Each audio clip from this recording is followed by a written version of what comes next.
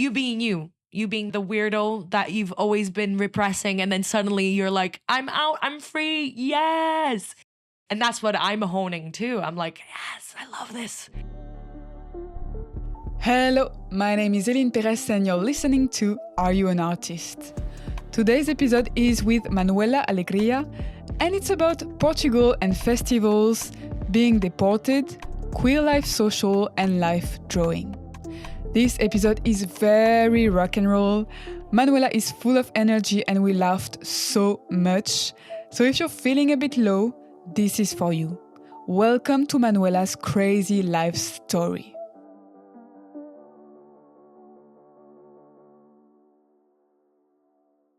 Dear Manuela, we met at Tango first, then we met again at a birthday, and I'm pretty sure that we did more dancing than talking together. So in order to prepare this podcast, I googled your name and found the most amazing thing, a podcast recording on SoundCloud from 8 years ago in which you did a New Comedy Awards show. I knew that you were hilarious, but I didn't know that you did proper stand-up comedy. You have to share that with me. I don't remember this. Thank you for being here. Please tell me everything about your life. And Manuela, are you an artist? Well, I think of myself as an artist, but not professionally. Okay. Because I just love to create, listen to concerts. Like I have friends that are musicians and it's the only time I become a real fan because I realize that I'm a fan of a lot of musicians and artists and everything, but never to a point where I'm like, oh my God, their music is insane. Everybody should go see them. Like I become like their personal PR person. Do you have names then, recommendations? Yeah, Who are I they? do. So I have my friend Claudia from uni and we're still really good friends. We used to be like, I say air quotes, married. We were not, but we've divorced since. She has a beautiful voice and she has a band. They're called Novos, Londrinos. They do originals, they do covers. Their concerts are amazing. Oh, wow. Also, her music, she also does solo, and it's Claudia Marques Music, if you find her on Instagram. There's two other friends that I met through Claudia. One is Ana de Llor. Her music is fantastic, like mix between, there's electronic with a bit of Portuguese folklore in the middle, and it's just like, you're just hypnotized. Wow. Every time I go to a show of hers, I'm hypnotized. Even if it's the smallest thing, you're just like, my God. I just have the feeling that Portuguese artists are so good. It's because the thing is, like, growing up, I was always so immersed in the American culture and all those the musicians and stuff. And when I moved to London, I was like appreciating much more Portuguese music. And I think that a lot what we had in Portugal was the Portuguese music was either folkloric or quite traditional singers like Veloso and a bunch of them. Revolutionary singers too, and fado singing like Amália, Rodrigues, and it's just like singing from the heart and melancholic. Then you had like the tacky ones that we call, it's a genre called pimba. Okay. And there's a lot of like folkloric instruments in it, but it's very like filled with dirty innuendos. There's one that's literally saying, I'm sucking the titties of a little goat. And it's ridiculous. But every time it comes out, and it's very symbolic of the summertime in Portugal, where it's another reason to party. Okay. To party and eat sardines for the whole summer. So each little town will have their little festivals and it's all So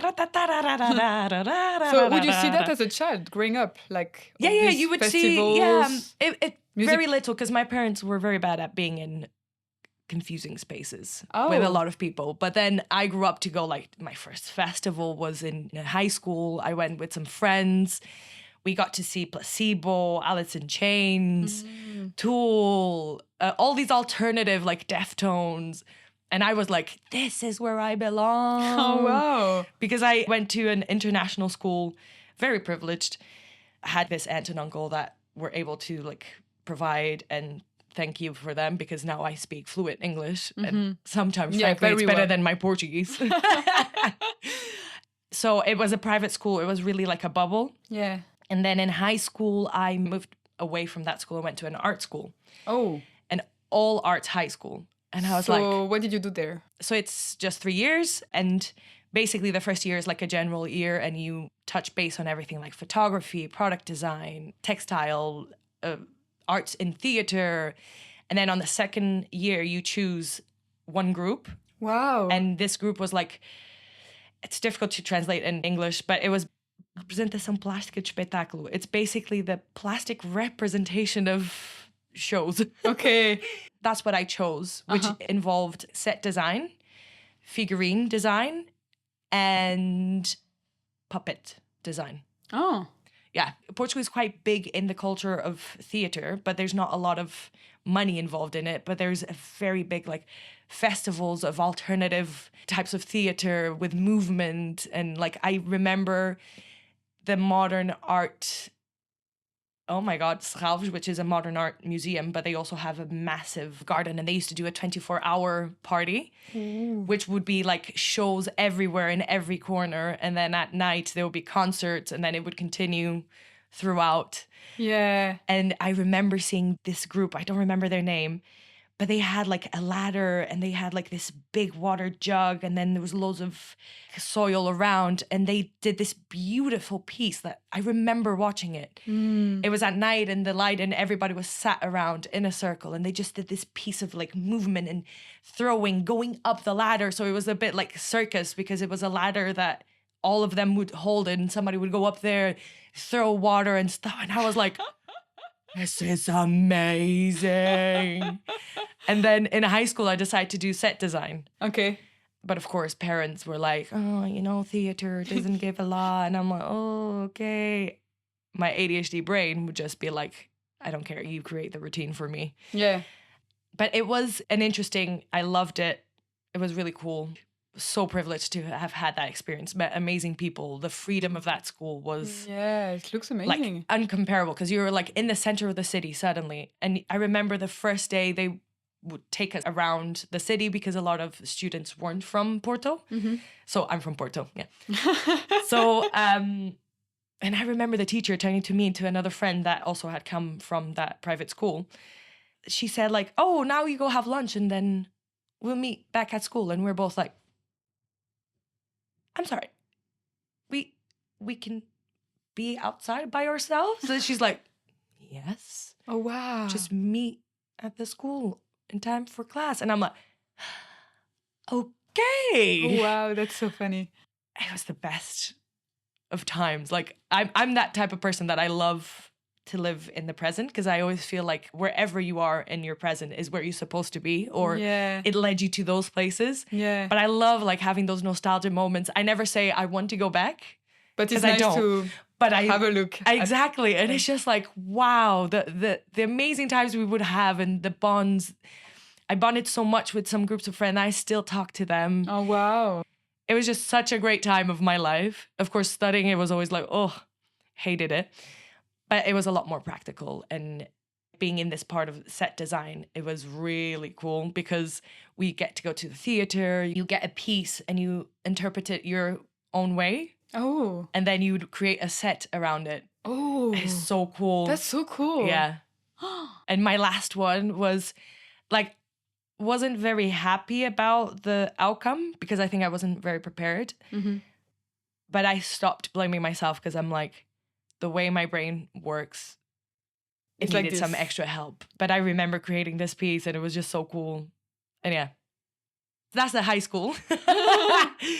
And then I remember I went to this school to do set design. Okay. To this uni that was specialized also in set design. But then my mom she would always get in my head. Yeah. Parents.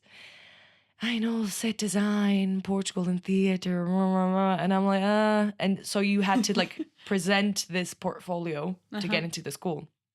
But what happened was a friend of mine was like, we're going to see Rage Against the Machine. And so Rage Against the Machine had broken up a long time ago, but then they did this one tour where they got together and go around Europe. And I was like, fuck that school.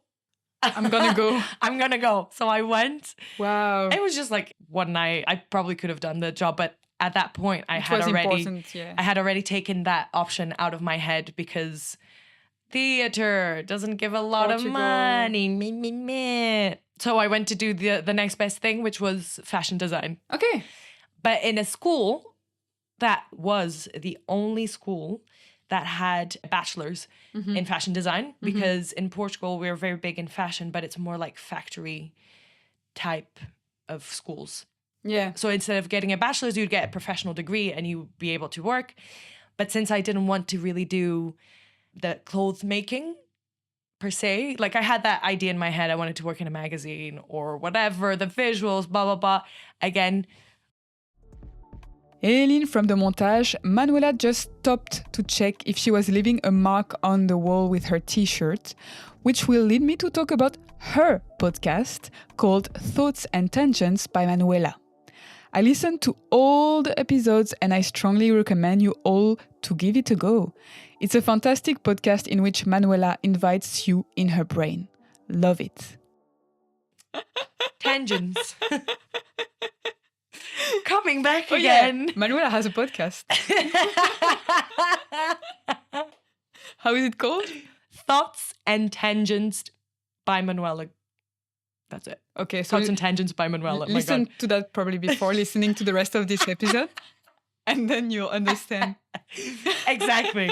And then you'll understand where this all comes from. But back again, circling, I went to uni, fashion design. It was like a private school. The course in itself was not the best, but I also met amazing people. I think I'm very motivated by people. Yeah. If you're ever thinking of doing uni, if you're listening to this and you're 17, 18, like do a gap. Like, so you realize what it is to have a job, what it is to like pay things. Or if you already have, you might not even want to go to uni. In my case, I was like, I wasted this money. Yeah. My parents' money. It's really interesting because I know this is quite common. For example, in Germany, a lot of people take a break after high school. But in France, it's really not... Yeah. I mean, I don't know, maybe it's changed, but it was not seen well if you stop after high school. But I think it's an old school notion. Yeah. I think that's what my mum would think. But then when you started applying to jobs, they would much more appreciate your experience. Yeah. Than anything else. Yeah, exactly. And I'm like, I'm looking for experience. Yeah. Hire me or give me an internship. But yeah, so I did that. And after I was a little bit like, oh shit, where do I start? All the internships I was finding was like ridiculous. There was one that was, you need to have experience in menswear, women's wear, and kids wear. And I was like, it's an unpaid internship.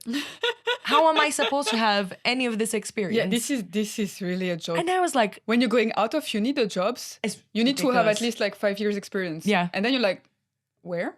Exactly. Because like, everywhere you need to have 5 years experience. So, okay, great. I'm like, what 5 years? You got to give me the experience. As for me, it's always like ridiculous. And especially the way in Portugal that it works, it doesn't make much sense. But then I ended up doing an internship in a magazine, a fashion magazine. Wow. For 6 months. Yeah, but that was completely, not nepotism, but my cousin's husband used to work in a magazine and just got me an interview and I did that there.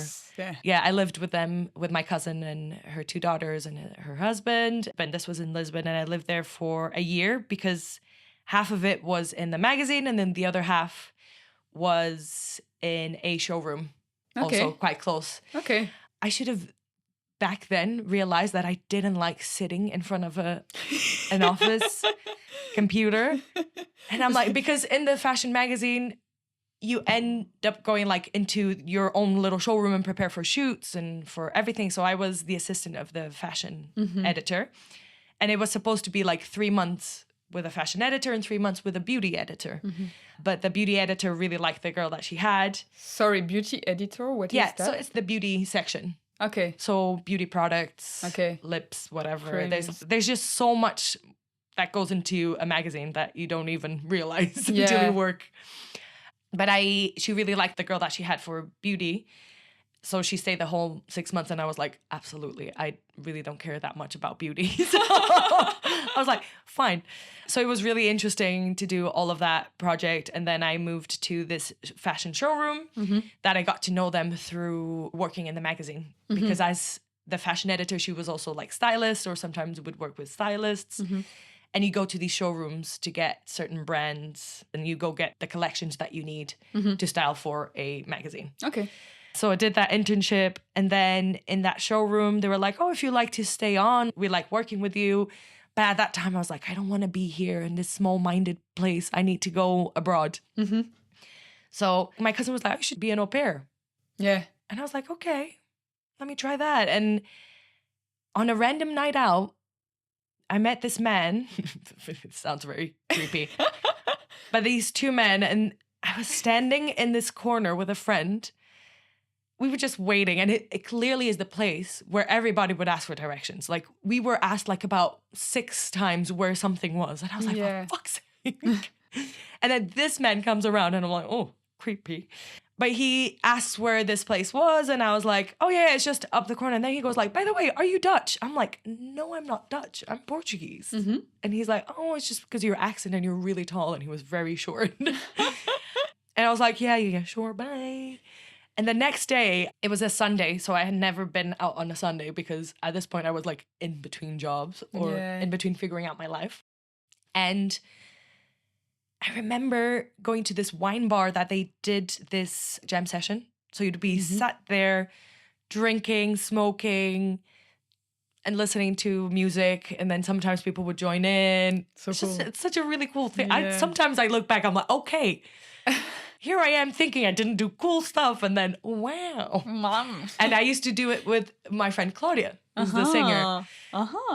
And then we went out. We were going to another jam session outside in another place that would go longer, and it's a lot like messier. People go like insane. And as we were outside waiting for this group of people, I see that man again. Oh. And I'm like, oh, the guy that thought I was Dutch. The creepy guy. The creepy guy. I didn't say the creepy guy. And then he's like, oh, hey. And he had a very like Canadian accent, Canadian-American accent. I didn't really know at that point. And he's like, oh, I'm actually like, we were going to this other spot, but what you're saying is much more interesting. I'm like, come with us. I was really like, oh, community. So we end up going. I have a conversation with him. He was really lovely. He's like a single dad. At that point, I didn't know if he was divorced or whatever, but yeah, who cares? We were just having this beautiful conversation. And I was like, oh yeah, I'm actually like in between jobs. I was thinking of being an au pair. And he's like, actually, I have an au pair. And if she doesn't come back for next year, would you consider? I know that we've just met now, but yeah. And I was like, sure, give me your email and stuff. And this whole thing, like we were having such a great conversation. His friend, this tall Scottish man, I don't even remember having a conversation with him, but so he was basically in Porto for like a medical convention. He's a doctor, but also teaches. Okay. He's more like research based and everything. So we, in our drunkenness, we had agreed to go have dinner with him and his friend. Oh. At the restaurant where my sister worked then, which is like a wine experience. It's delicious. And I was like, you have to go there. And he's like, oh, I'll book for us. And I was like, yay. We gave him a lift to their hotel. We went home the next day. I'm like, to my friend, so did we just agree to go on this? And my friend was like, oh, yes, but I feel kind of awkward because it's like we're quite young and they're older. And Oh, wow. And we were like, so we made up excuses, which actually were quite valid at that time. Yeah. But then he got in contact months later and he was like, oh, would you like to? And I was like, yeah, let me consider this. I remember having a friend of my sister who was a psychologist, but also did some like tarot card reading. Oh, having a... So I had a read and without me asking any questions. She was like, I see this trusting paternal figure. Yeah. I'm like, yeah, my dad is here and stuff, but she's like, but it's not really your dad. And I'm like, oh, this situation. She's like, oh, everything is pointing out to trust it. And I was like, great. I'm going to trust. So he would go with his family. They would get together and go around Europe, and they were going to stop in Portugal. He was living in Newark, New Jersey. So basically, he was like, I want you to meet the kid and to see if you and the kid get along. I met up with them. My friend Claudia came with me. She's always there. She's always there. Yeah, because they also talked and it was really lovely. I got to know them. And then he was like, yeah, I think you and Manny got along. Let's talk about the next steps. Cool. So I went there. It was quite challenging because I was already 23 at that time, but I had never been living abroad. Oh, and that's really Like abroad. Yeah. Far away from everyone, everything. But it was beautiful because he's this really cool person. He was more of like a dad figure or like older brother to me than anything because he taught me calmness. I was brought up in this Portuguese environment where there's a lot of screaming, very like, and the boys never do anything. Like the mom was always doing everything and he was brought up like that and he didn't want that for his kid. Oh, wow. So he would take his time, negotiate with his kid. He would be quite chill. Yeah. But he needed some help because the kid's mother was living far away in another state. Yeah. And both of the families, one was in Canada and the other one was in also another state. Yeah.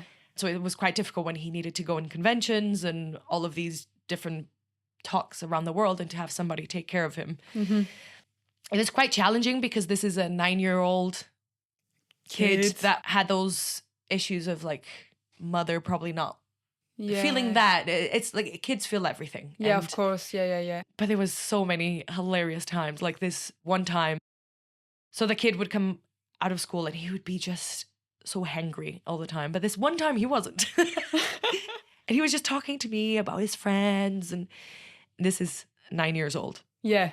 I mean, he's like, oh yeah, my friend, like he used to have this girlfriend and then he was just always with his girlfriend and it was not very good. And I turned to him, I was like, it's me or her. Like, she was so annoying. And he went and chose her. But then we walked away and then he touched my arm and went like, bros before hoes. And I'm like, oh, do you know what hose means?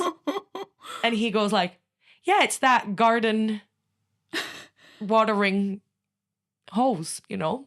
And I'm like, it's not that. But your dad would teach you that when you're older. And he's like, yeah, fine. He was very like that. He was like, yeah, okay.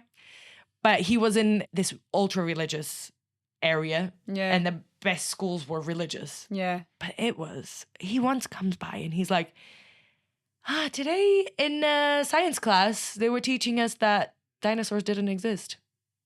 Oh, what? I'm like, and he goes like, they're dumb. Haven't they ever been to the Natural History Museum? And I was like, fair enough. Yeah. You know, he's like, it's science. That is crazy. There's proof. And I was like, yeah, it's creationism, basically. Yeah. And I was like surrounded by this area where there's like God. super religious. There was this gym that I used to go and I only clocked it after a while. Evolution. That was the name. Okay. But the room that I used to go used to have Darwin's face with like a forbidden sign. Like it never existed. But I never clocked it until one day I was like, oh my God. do you know when suddenly it's like, oh, you just see your surroundings and you're like, Yeah. okay. Yeah. That is so funny. I used to do I tried to do some soup kitchens with this religious gathering, but they were like, they would accept everyone. It wasn't really like you have to be religious. Yeah. But they used to do a prayer before and it looked so culty. Even the logo of it was like a pyramid. And then there was, I was just like, you know what? I'm here just to help people. Yeah. But it was like super interesting. Really took that idea of the American dream out of my head ever. I'm like, I never want to live in America. So came back to Europe. So I actually was deported. Oh. Because I overstayed my welcome at one point and tried to go and went back thinking that would be fine. But something happened. And so, yeah. And I was like, deported. Yeah. So I came back and I'm like, so I'm back. How do you get deported? They just force you to go in a plane or? Yeah. Okay. So you basically come back on the same day. Uh-huh. And you do exactly the same route. So the most awful part is you're waiting there. I got there at like 9 a.m. The next flight to Lisbon was at 9 p.m. Oh, it wasn't even direct to Porto. So I had to go to Lisbon and then wait there for a flight to Porto. Oh. So I went stay there miserable because I was running out of battery. I needed to tell my boss that I wouldn't be able to get his kid the next day in the airport. Oh my God. Because and also I couldn't disclose that I was working for someone. So it was like, annoying. But the good thing was that while I was working for them, I enabled this relationship with these parents. Because him as a single dad is quite difficult because all of the mothers would be like, "Ooh, single dad. Yeah. Let me not get involved in this." Yeah. But I enabled a relationship with these other parents that were really like his good friends. So they went to get the kid, thank God. But the worst part is that you have to get your bags. So you come in and you go with your bags. A police will take you to the gate. And so we were walking and I'm already looking miserable with my big bags. Yeah. And we go to a gate. I'm like, why are these people all dressed like they're going to Malibu? Because that flight was going to Malibu. They're like, oh, the gate changed. Oh, we got the gate wrong. So we had to go walk even more. Oh my God. We get to the gate and there's this like couple and they're like, why is the police here? And the police are like, because sometimes we just do this. And the lady's like, I know it's not that, but okay. And I'm like, fuck you, lady. Oh, well. I go in the plane before everyone because they have to ensure that I'm there. Oh, jeez. And the ladies, the air hosts, they're like in Portuguese saying like, why the fuck are they letting people in? We haven't even put our stuff. And I look at them, I'm being deported. And they're like, oh, it's okay. Take a seat. Blah, blah, blah. You even go in the same seat that you came in. It's weird. Oh, wow. So I managed to like open my laptop, charge my phone and send a message and call him or whatever. And he was just like, oh my God. And I'm like, shit, sorry. And he's like, fine, it's all good. I said, like, I didn't say anything about you. I just said, like, I was with family friend and getting some money. They were assholes. They could have let me go. Yeah. It was just ridiculous. I was like, I'm consuming in your country. Yeah, that's everything. My boss pays taxes. It's fine. Yeah. Like, shut up. But the thing is, like, he's Canadian. He couldn't sponsor anyone from outside of America. He's on his own visa. Yeah. But yeah, all of that shit. I get to Lisbon and there's this like border patrol and she's just like, I'm sorry. They make me do this. Let's just walk together. And I was just like, it's all good. And she's just like, don't worry, it happens and blah, blah. And I'm like, But then I had lunch with my cousin that used to live in Lisbon. And they're like, oh, look at you being deported. The banter started. That's a nice story. And then I was back in that rut of like, I don't want to be here. Yeah. So initially I was going to work through the summer and then try to find an internship and get a visa properly. Yeah. But of course that was so much admin. Yeah. It became such a big task that I completely got it off. And then I got a job offer to be an au pair here. In London or? In London, yeah. Okay, nice. Didn't like it at all. It was a completely different experience because back in America, if I worked weekends, he would pay me extra. I was more like a support in America. I was like a big sister, nearly. Yeah. Here, it was a different thing. It was 3 kids.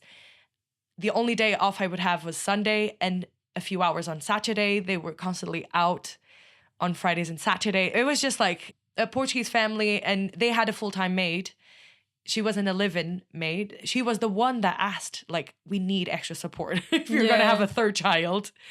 Because having to clean the house, cook, go get the kids at school, take them to their extracurricular activities, and make sure they do their homework. These are kids in private school. They've got homework like they are in high school. Yeah, it's crazy. Yeah. I'm like, you're learning Spanish at 5? Chill. Yeah, it's quite mad. Yeah, London is... So yeah, that was it. And then in between that, I started like an internship in this place that was a showroom. The lady had no idea what she was doing, but it was great to meet other people. It was like a super small place, rented out from a bigger space. And then in between my cigarette breaks, I met this older lady. Her name is Angie, and she used to do accounts for the owners of the building, but they were also a fashion production company. And I was like, oh, maybe I can get a job there, like work experience. Yeah. I got that job. I also like had an agreement with a family, wasn't working out. Moved to a place quite close. It was in Haggerston. The place was shit. I was like, oh my God, I have to pay what and do what? I was earning very little money. It was like work experience. Then that didn't work out. It was very interesting to know how fashion production actually works. Yeah. But again, it was a office job. Yeah. I still didn't learn the fucking lesson. He said, like, unfortunately, we can't continue with you. Yeah. He also had like 6 kids and probably wanted to have one of his kids working for him. Okay. I went to work in a chocolate shop. Oh. Great, but again, it was such a toxic environment. But it was great to like put myself out there and be a bit more like moving around and also like talking to people and strangers and not be afraid of talking and making a fool of myself. Yeah. Because if they don't like it, they don't come back. If they like it, they come back. Yeah. And that's it. And it gave that amount. I did a stand-up comedy workshop. Yes. Montageline. There, I thought that Manuela was speaking about the stand-up comedy extract I listened to, but no. The recording from this comedy show will therefore be accessible in the notes of this episode, just for you. So yeah, all these jobs. And then I applied to this job in a co-working space. Okay. At the time, there were only 2 spaces. Okay. And because it was like a great place to just do your job and you can disconnect at the end of the day. Yeah. Office days. Yeah. It was great. And the people you meet from everywhere, I really, really liked it. Okay. But then it was 8 years in that place. Yeah. And that's the job that you recently quit?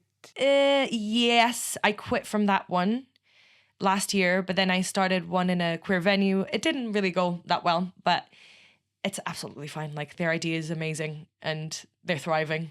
Okay. I chose to like move away because the money they were spending on me, I think at that moment wasn't really of value. Yeah, I see what you mean. And I was seeing more the struggle. I was feeling it more than I actually was bringing to. So I decided to leave. So do you also do a bit of life modeling? I do. Okay. So this another shout out. My friend Frankie has created. Another friend. Yeah. Goodbye, Claudia. Bye, Claudia. You're gone. They all know each other. It's been 10 years in London, and every single year I've met amazing people. And I think 2024 was like a whole mix where I wasn't happy in my job anymore, but everything I was doing outside was amazing. Okay. I was having the best time with friends, with new acquaintances, with new friends. Everything was like, I was also coming to my queerness much more like full force. Yeah. Suddenly I'm like, oh. Yeah, because in the stand-up comedy recording, you mentioned men. Yeah. And I dated a lot of men. But this year I was like, I don't want cis men. I don't want to like exclude anything or anyone. But at the same time, there's no one. So it's just like a bit like, well, so anyone listening? I'm like anyone. This bird podcast, you know. This is an open call. You already know my whole life. So I don't even know what I'm going to talk about. Damn. No, I'm joking. But in 2024, it was like a year of doing so many things. And one of them was getting more involved in Queer Life Social, which is this platform. Go check them out. Queer Life Social on Instagram. Our platform is really focused on having queer artists, queer, not necessarily just in sexuality, but queer in the broad spectrum. Yeah. Where no explanation is needed. Yeah, it's you. That's so it's nice. you being you. You being the weirdo that you've always been repressing, and then suddenly you're like, I'm out, I'm free, yes. That's so nice. And that's what I'm honing too. I'm like, yes, I love this. So I started helping in the beginning. And then I just started like helping with the hosting, the playlist.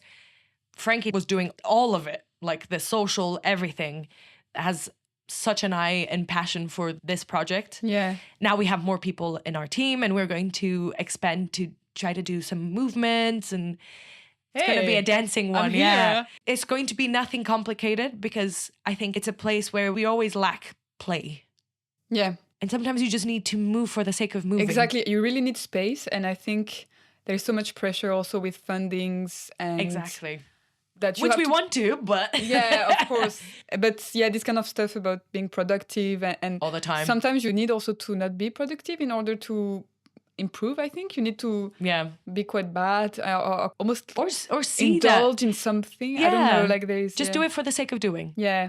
The Queer Life Social, we will rebrand at some point, but the live drawing sessions is where we started. Okay. And it's a place where it's safe for this environment for queer people. Normally the models are queer, also straight, absolutely welcome. Yeah. Again, not Excluding anyone at all.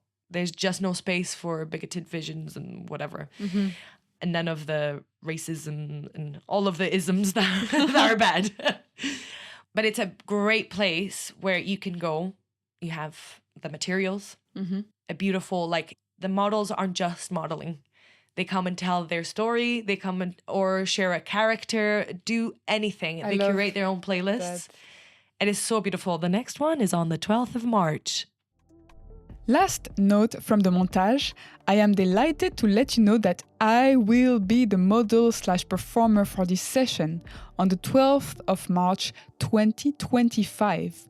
So if you want to join, book your ticket. It's in the notes of this episode. And it's quite small, so it's like we normally get 17 or 16 spaces. Okay.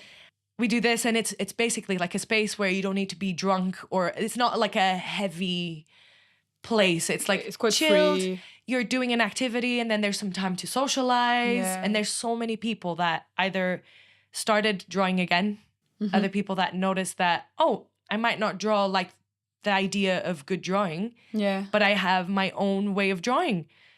That's so nice. And then suddenly they're like my friend Sonia, again, another friend that's very important in my life. Many friends, huh? Yeah, the last time I modeled, famous. the whole room was just I knew all of them. Wow, that's nice. It is really nice, but at the same time, I'm like, oh, wow, yeah. But my friend Sonia, in her head, she didn't know how to draw. She drew poorly. I was like, I saw her draw. She was so consistent with the way she drew in all drawings that I was like, there you go.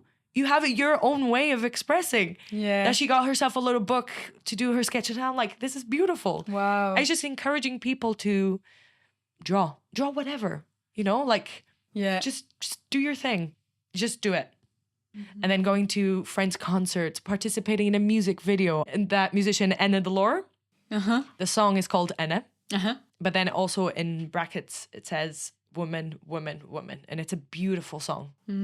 So basically you're a group of people, women, non-binary, trans women, and we're just at the back and we participate there in the middle and we're all like, and it's so sentimental, my God. Like last year was a very like emotional year and I was a little bit apathic to the romantic side, or because I'm very demisexual, so I need to know the person. I'm not like, oh, I want to fuck you. I'm like, after I get to know you, I'm like, yes.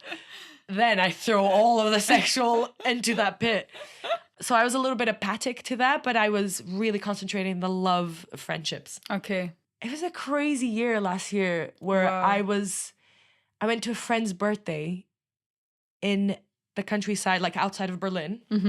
And it was with a bunch of her friends from all over. It rained the first night and then it was like freak weather. Beautiful. I've never felt so hippy-dippy in my life. We were dancing. I did like a Brazilian funk workshop with her. We took acid. It was like beautiful experience. There was like this big room that was like a yoga room / chill room.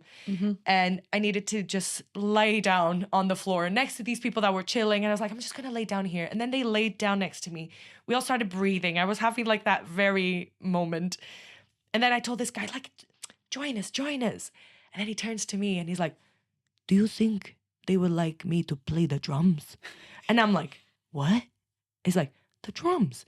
So he had that metal like drum that goes yeah, I love these ones. but not inside, not like the Jamaican it's the curvy. It's much more like boom, boom, boom, boom. Yeah. Boom, boom, boom, boom, So he starts playing that and I look around and I'm like, there's so much space. I just start dancing. Oh, wow. And then someone else joins. Then the other person joins. Then one person was passing, they join. And suddenly I just stop. And I'm looking and there's these people just dancing like freedom, super contemporary, super everything. There's this one girl that starts dancing. It's like that type of contemporary dancing that's like you're going like nearly in reverse. You're falling and getting up. It's like this beautiful like fall up thing. Like, Yeah. and I was like, so this was my workshop. I brought this workshop here. Well, if anyone wants to dance with Manuela, it's really fun. But it was so beautiful. And I was like, I can't believe I'm doing this. That's amazing. Right now. I was like, it was filled with a lot of moments of gratitude. Yeah. But there was also a lot of feelings in that other workplace when something changes. And for like the ADHD brain, sometimes it's quite difficult to process some emotions or to regulate these emotions. And when this place that used to be super safe stops being as safe, that perception disappears. Wow. And you're fighting and fighting because you believe in it and you want to continue. You want to continue in this thing. And then suddenly you're like, I can't. It's not anymore. Not anymore. I have one last question. Because then I'll need to go to work. Oh, shit. Sorry. That's fine. I wish we could do like 3 hours. If you could have dinner with anyone, alive or dead, who would it be? Oh, damn. This is a great question. Oh, I think I would love to have dinner with the really, really like old part of my family. Oh, like an ancestor. Like the ancestors. Like have a big dinner party, which I would go to them and talk and be like, so. Tell me about mental illness in our family. Oh, wow. Or tell me about how you are. Because it's just like, I see so many photos and so many things. And I'm like, Portuguese are too good at not talking about problems in the family. I didn't know that. Yeah, they put a little carpet. No confrontation. Very similar to British, but in a different way. Yeah, interesting.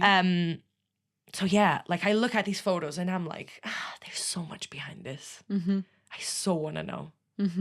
Like I really would love to just have this massive party with them at certain points of their life. And I just ask, even my grandma, all of them, I just wanted to know. I just want to know.